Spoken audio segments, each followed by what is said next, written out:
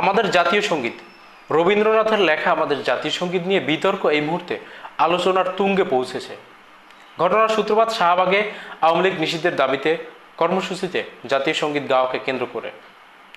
বাংলাদেশের মানুষদের মধ্যে এখন দুইটা পার্ট হয়ে গেছে। একটা পার্ট রবীন্দ্রনাথের লেখা সঙ্গীতকে জাতীয় সঙ্গীত হিসেবে মেনে নিচ্ছে, আর একটা পার্ট রবীন্দ্রনাথের লেখা সঙ্গীতে কোনোভাবেই জাতীয় সঙ্গীত মানতে প্রস্তুত নয়। এখানে কারণ হিসেবে বর্ণনা করা হচ্ছে রবীন্দ্রনাথ একজন ভারতীয়। যেই ভদ্রলোক বাংলাদেশের আনুগত্য স্বীকার করেনি, তার লেখা সঙ্গীত কেন বাংলাদেশের জাতীয় সঙ্গীত হবে? পাশে আরও একটা কথা যোগ করা হচ্ছে, সেটা হচ্ছে যেখানে বাংলাদেশের নামই বর্ণনা করা হয়নি, শুধুমাত্র বাংলা বর্ণনা করা হয়েছে, সেখানে বাংলাদেশের জাতীয় সঙ্গীত এই আমার সোনার বাংলা কেন হবে? মূল বিষয়টা ভারতীয় নিয়ে নয়, মূল বিষয়টা হচ্ছে তিনি একজন হিন্দু।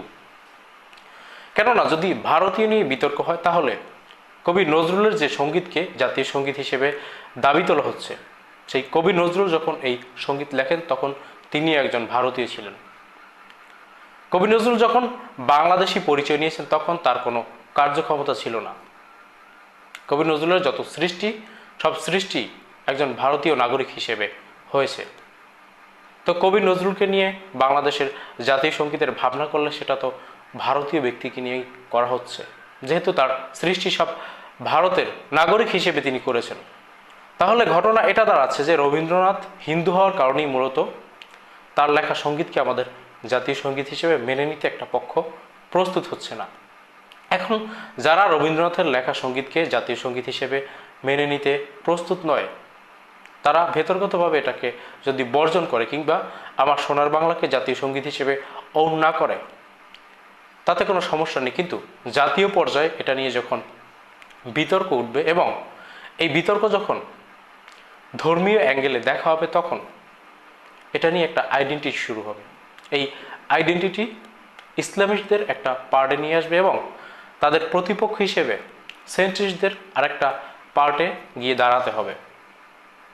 এই যখন অবস্থা, তখন এই আইডেন্টিটি মূলত রাজনীতির কেন্দ্রবিন্দু হয়ে দাঁড়াবে। যে কোনো আইডেন্টিটি যখন রাজনীতির কেন্দ্রবিন্দুতে এসে দাঁড়ায়, তখন স্বৈরাচার গঠনে, ফ্যাসিবাদ গঠনে এই আইডেন্টিটি একমাত্র ভূমিকা পালন করে। আপনি ভারতের কথা চিন্তা করেন, ভারতে হিন্দুত্ববাদী আইডেন্টিটি পলিটিক্স করে বিজেপি এবং আরএসএস তাদের সম্মান উচ্চ শিখরে নিয়ে পৌঁছেছে। তারা বারংবার স্বৈরাচারী ব্যবস্থা কায়েমের পরেও বারংবার নির্বাচিত হচ্ছে। এর কারণ হচ্ছে ওই আইডেন্টিটি পলিটিক্স। ভারতে যে বৃহৎ সংখ্যক হিন্দুরা বসবাস করে, তাদের অধিকাংশই এই আইডেন্টিটি পলিটিক্সকে গ্রহণ করেছেন। কট্টর ডানপন্থী হিন্দুরা এই আইডেন্টিটি পলিটিক্সকে গ্রহণ করেছেন বিধায় ভারতে নরেন্দ্র মোদীর বিজেপি এই কট্টর হিন্দুত্ববাদী রাজনীতির আইডেন্টিটি নিয়ে দীর্ঘদিন যাবৎ রাজনীতি করে আসছেন, সামনে আরও কিছুদিন রাজনীতি করতে পারবেন। এবার বাংলাদেশের প্রেক্ষাপটে আসি। বাংলাদেশের প্রেক্ষাপটে 92% মুসলিম হলেও বাংলাদেশে সেন্ট্রিস্টদের পক্ষে লোক বেশি। বাংলাদেশে ইসলামিস্টদের ক্ষমতা চায় না, সেটা গত 54 বছরের ইতিহাস ঘাটলেই দেখা যাবে। ইসলামিস্টদের অবস্থান বাংলাদেশে কতটুকু সেটা 54 বছরের ইতিহাসই বলে দেবে। তাহলে যখনই এই রবীন্দ্রনাথের জাতিসংগীত নিয়ে একটা আইডেন্টিটি মাথাচাড়া দেবে, তখন এই আইডেন্টিটির অপর পৃষ্ঠে গিয়ে সেন্ট্রিস্টরা বড় একটা জায়গা দখল করতে পারবে। তাহলে ক্ষতিটা কার? ক্ষতিটা হচ্ছে ইসলামিস্টদেরই, যেহেতু তারা আইডেন্টিটি নিয়েও সামনে আগাতে পারছে না। তাদের আইডেন্টিটির কারণে একটা সেন্ট্রিস্ট পার্টিকে মানুষ সমর্থন দেবে, যে সেই সেন্ট্রিস্ট পার্টি যতই স্বৈরাচারী হোক, যতই ফ্যাসিবাদী হোক, সেই সেন্ট্রিস্ট পার্টি বাংলাদেশকে একটা মধ্যম পর্যায়ে নিয়ে রাখবে, একটা বিশেষ গোষ্ঠীকে সুবিধা দেবে না।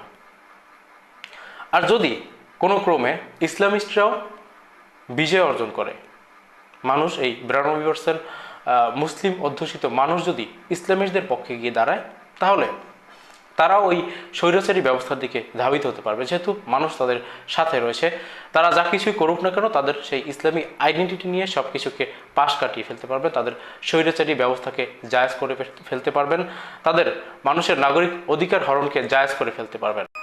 তার মানে হচ্ছে যে কোনো আইডেন্টিটি যদি আমাদের মধ্যে মাথাচাড়া দেয়, সেই আইডেন্টিটি আলটিমেটলি একটা স্বৈরাচার গঠনে সহায়ক ভূমিকা পালন করবে। এখন ইসলামিস্টদের আইডেন্টিটি পলিটিক্স খারাপ হবে যে কারণে, সেটা হচ্ছে রবীন্দ্রনাথের জাতীয় সঙ্গীত নিয়ে যখন ইসলামিস্টরা একটা পার্টে এসে দাঁড়াবে, সেই পার্টে র্যাডিক্যাল ইসলামিস্টরা কিন্তু এসে দাঁড়াবে।